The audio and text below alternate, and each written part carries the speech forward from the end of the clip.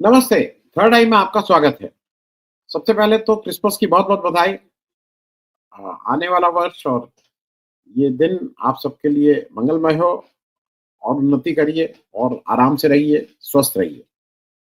तो आज थोड़ी बात इसलिए करना ज़रूरी है बांग्लादेश की कि कुछ चीज़ें ऐसी होती हैं जिसको जो अवॉइड की जा सकती हैं। कुछ चीज़ें ऐसी होती हैं कि जिसमें देश का स्वार्थ सबसे सर्वोपरि होता है और ये हमें सीखना चाहिए अमेरिका से। अमेरिका बिल्कुल क्लियर है। अमेरिका का स्वार्थ सबसे ऊपर और उसके बाद व्यक्तिगत दोस्ती इत्यादि, इत्यादि। और वो हमने अभी देखा भी कि ना मतलब जैसे इसको कहते हैं मोदी जी को बहुत नाज़ था माय फ्रेंड ट्रम्प, अब की बार ट्रम्प सरकार।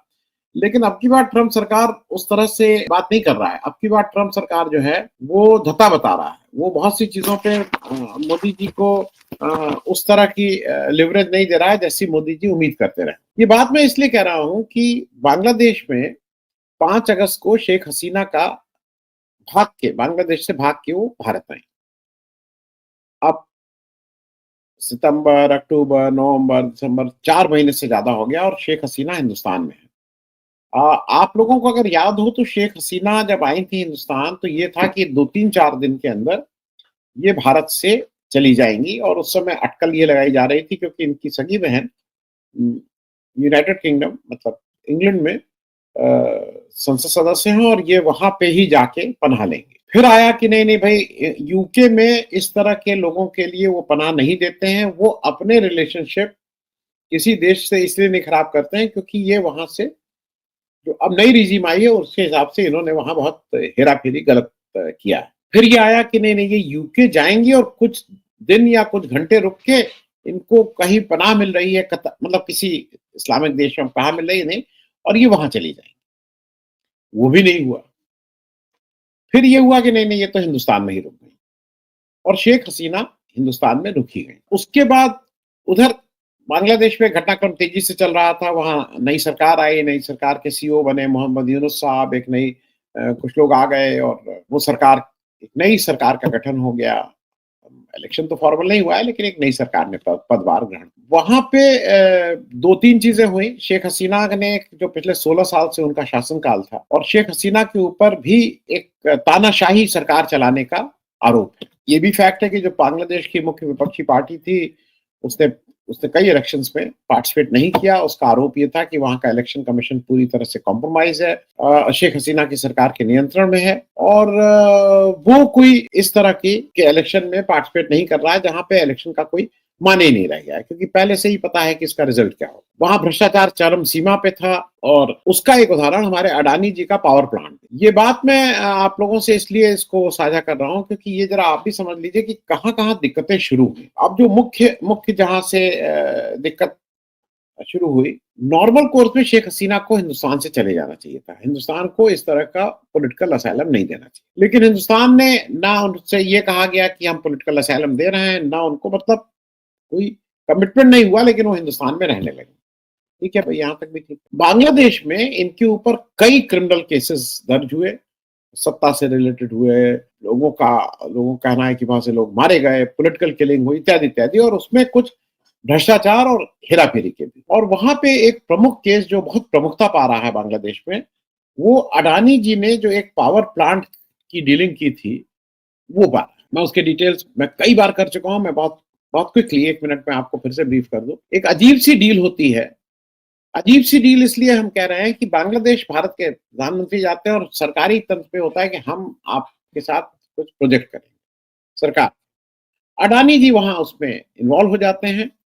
अडानी जी का जो पावर प्रोजेक्ट वहाँ पे लगाने का प्लान होता है, वो वो ये होता है कि भारत के झारखंड राज्य के गोड्डा जिले में वो प्लांट लगाया जाएगा पावर प्लांट। पावर प्लांट क्या होगा? थर्मल पावर मतलब कोयले से बिजली बनेगी। कोयला कहाँ से आएगा? झारखंड भारत के पहले 2-3 उन राज्यों में है जहाँ पे बहुत ज़्यादा कोयला होता है और ख़ास करके थर्मल कोकिंग। लेकिन नहीं, कोयला अडानी जी लेके आएँगे ऑस्ट्रेलिया से। क्या लॉजिक है इसका? कोई मतलब नहीं। ऑस्ट्रेलिया से कोयला आएगा, उतरेगा उड़ीसा के पोर्ट पे 700 किलोमीटर चल के आएगा गोड्डा, गोड्डा में फिर वो पावर जनरेशन होगा और फिर यहाँ से पावर चली जाएगी बांग्लादेश।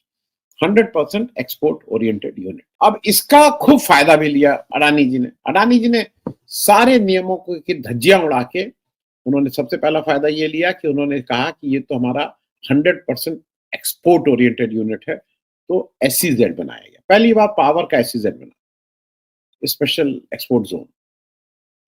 सारे कंसेशंस, कोई टैक्स नहीं, कोई ड्यूटी नहीं और सारे कंसेशंस। ठीक है भाई। फिर इन्होंने यहां यहीं तक नहीं किया, इन्होंने कहा पहले ये हुआ था कि पानी तो यहीं का यूज करेंगे, फिर हुआ कि नहीं, पानी गंगा से खींच के लाने लगे पानी, और जिसकी वजह से गंगा की जो कैचमेंट एरिया था, जो उनके मतलब वहां की मछलियां थी, वहां के जो इस तरह के, उस पर असर पड़ा, वहां के लोगों की नौकरियां गई।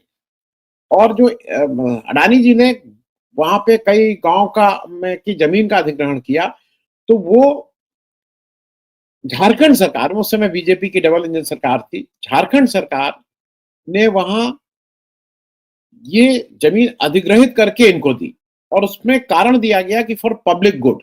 हिंदुस्तान में कोई एक बिजली का एक यूनिट भी नहीं दिया जा रहा है, लेकिन पब्लिक गुड में वो इन्होंने जमीन अधिग्रहित कर दी। उसमें से 3 पूरी संथालों की का गांव था, जिनको भारत का लॉ प्रोटेक्ट करता है कि इनको नहीं, ये जो आदिवासी इनको नहीं, लेकिन अडानी जी हैं तो क्या लॉ और क्या कानून और क्या संविधान, सबको वहां से डिस्प्लेस किया गया, वो पूरे गांव खाली कराएगा और सारी जमीन ले ली गई। अब अडानी जी का वहां प्लांट लग गया। प्लांट के बारे में बता दूं, प्लांट जो है वो मुख्य रूप से चाइना से आया, क्योंकि भाई चाइना से प्रेम है, तो इसलिए चाइना से प्लांट आ गया, ये सब हो गया। अब उसके बाद क्या हुआ कि अडानी जी ने बिजली वो की, और अडानी जी ने बिजली सप्लाई करनी शुरू की बांग्लादेश को, और बांग्लादेश में कुछ अनाप शनाप रेट पे इन्होंने बिजली की आपूर्ति। अनाप शनाप इसलिए बोल रहा हूँ, शायद 14 रुपए कुछ पैसा यूनिट इन्होंने बांग्लादेश में देना शुरू किया, जबकि वही बिजली भारत के कुछ जो और प्लांट थे वो बिजली 7-8 रुपए पे दे रहे थे। मतलब करीब करीब इन्होंने दुगने दाम पे वहां पे बिजली सप्लाई करना शुरू। सिर्फ यहीं तक मामला नहीं रुका, बिजली भी सप्लाई करते जा रहे थे, यहाँ सारे टैक्स कंसेशन थे, उस पे दाम पे कुछ वो नहीं था, और पोल्यूशन ये अलग फैला रहे थे भारत में, लेकिन अडानी जी सब काम करने लगे। बांग्लादेश में इस बीच इस कॉन्ट्रैक्ट को लेके बहुत कुछ हुआ, और ये बिल्कुल साफ साफ था, जिसको कहते हैं ना, 1 रुपए की चीज 10 रुपए में बांग्लादेश खरीद रहा था। भारत उसमें पोल्यूशन झेल रहा था, किसी देश का कोई फायदा नहीं था। हाँ, और एक चीज ये भी थी कि जब ये पावर प्लांट लगाने की पेशकश की थी अडानी जी ने उस समय, तो बांग्लादेश में उस समय इंस्टॉल कैपेसिटी बिजली की उनकी जो जरूरत थी उससे ज्यादा थी, तो उनको कोई जरूरत भी नहीं थी इस तरह, लेकिन जबरदस्ती उनको, जिसको कहते हैं ना, ये चेप दिया गया भाई। शेख हसीना की सरकार गई, और ये एक चार्जेस ये भी लगा कि इनकी साठ घाट करके इन्होंने कुछ ये अडानी जी को ये पावर प्लांट दिया, और इसमें पैसा कोई भी, मतलब ये तो इसमें कोई बहुत इन्वेस्टिगेशन की जरूरत नहीं है कि 1 रुपए की चीज 10 रुपए में बेच रहे हैं, तो इसमें कुछ ना कुछ तो हेरा फेरी है ही।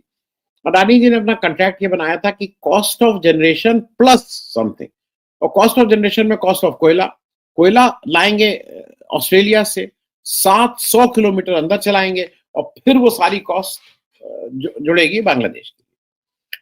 बांग्लादेश में इनका जब ये हो गया, उसका धीरे धीरे बांग्लादेश से पैसा नहीं दे पा रहा था। अब चूंकि ये सारी बिजली भेजनी थी इनको बांग्लादेश, 6,500 करोड़ रुपए का सुनते हैं आज की तारीख में बकाया है।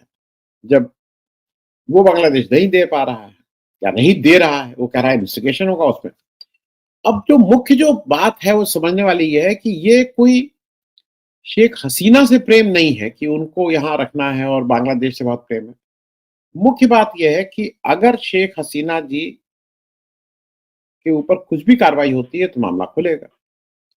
अब बांग्लादेश ने फॉर्मली डिप्लोमेटिक लेवल पे, मतलब उनकी मिनिस्ट्री ऑफ एक्सटर्नल अफेयर्स ने भारत के डिप्लोमेटिक लेवल पे इनको बांग्लादेश भेजने का आग्रह किया है, जिसको एक्सट्रेडिशन बोलते हैं। भारत और बांग्लादेश के बीच एक एक्सट्रेडिशन ट्रीटी एग्जिस्ट करती है 2013 से, फिर उसमें कुछ क्लॉजेस चेंज हुए 2016 में, लेकिन उसमें कुछ क्लॉज ये भी हैं कि एग्जेम्प्टेड है, कि अगर पॉलिटिकल नेचर का है तो भारत उसको भेजने से मना कर सकते, या इनके ऊपर जो मुकदमा चल रहा है वो made in good faith in the interest of justice. मतलब काफी कानून में ये लूप होल है कि अगर भारत सरकार चाहे तो इनको ना। यहाँ एक्चुअली क्या हुआ, जब ये आ गई थी तो ठीक था। दिसंबर महीने में इन्होंने भारत की धरती पे बैठ के इन्होंने बांग्लादेश की सरकार को गरियाना शुरू किया, शेख हसीना ने, और भारत उसमें उनको आगे बढ़ावा देने लगा, जिसकी कोई ज़रूरत नहीं थी। अगर आप यहाँ हैं चुपचाप, भारत क्यों इसको अलाउ किया?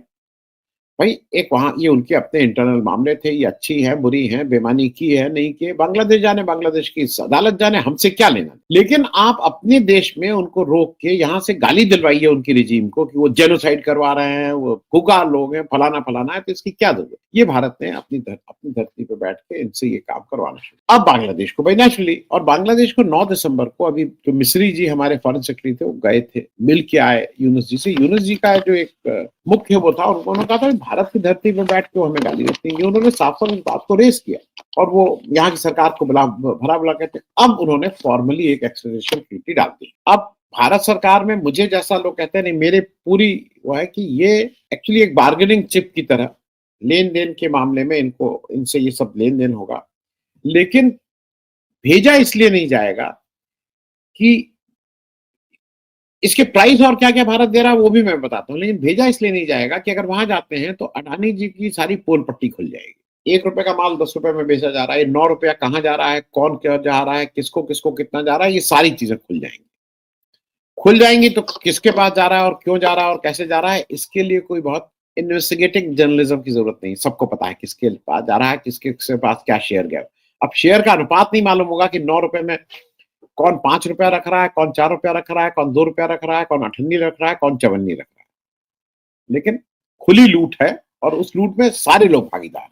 अब ये डर अडानी जी को है कि वहां जाएंगे नहीं, वहां जाएंगे तो अडानी से ज्यादा भारत सरकार के प्रमुख लोगों को यह है कि भैया वहां भेज दिया तो ये सारी बात अगर पोल पट्टी खुल गई तो बड़ा लंबा गड़बड़ हो जाएगा, तो इनको तो भेजा नहीं जाएगा, ये तय है शेख हसीना।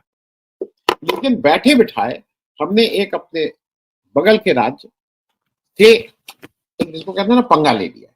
अब एक चीज और बता दूं जो जो जानना जरूरी है, भारत में जो टोटल टूरिस्ट आते हैं, तो जिसको फॉरेन टूरिस्ट अराइवल एफटीए बोलते हैं, उसमें सबसे ज्यादा जो परसेंटेज होता था वो बांग्लादेश के टूरिस्ट का होता है। ये भी समझ लीजिए, बांग्लादेश के टूरिस्ट, भारत के कुल टूरिस्ट अगर 100 आते हैं तो करीब एक जमाने में 23-24 1/4 टूरिस्ट केवल बांग्लादेश से आते थे, टोटल फॉरेन टूरिस्ट का अराइवल। जब से एक साल पहले 2023 के पूरे साल में जो हमारा टोटल टूरिस्ट थे उसका 22.3% रह गए। जनवरी से अगस्त महीने में जो टोटल टूरिस्ट भारत में आए वो 22.3 से गिर के 20.8 हो गए, और अगस्त 2024 में जो लास्ट डेटा अवेलेबल है, टोटल टूरिस्ट का केवल 15.6% ही तो बांग्लादेश से टूरिस्ट अराइवल कम होता जा रहा है। और उसकी वजह से एक बड़ा फर्क ये पड़ा है कि भारत में अभी भी जो टोटल टूरिस्ट भारत में आ रहे हैं वो अभी भी प्री कोविड डेज 2019 के लेवल पे नहीं पहुंचे हैं। भारत के टूरिस्ट बाहर बहुत जा रहे हैं, लेकिन भारत में आने वाले टूरिस्ट जो विदेशों से भारत में आते हैं, यहाँ खर्च करते हैं, उनका नंबर श्रिंक हो रहा है, और उसका एक सबसे बड़ा कारण बांग्लादेश से टूरिस्टों का घटना है।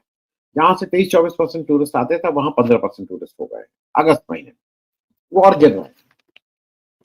अब चक्कर क्या है कि एक अडानी जी की इस हरकत की वजह से, जहां पे उन्होंने सारे नियमों को ताक पे रख के जिस ऐसा एक प्रोजेक्ट पास हुआ जिसपे ना भारत का फायदा है, ना बांग्लादेश का फायदा है, ना किसी सरकार का फायदा नहीं है, फायदा केवल और केवल अडानी जी का है, लोकल कोई फायदा नहीं है, कहीं कहीं कुछ नहीं, लेकिन अडानी जी का फायदा।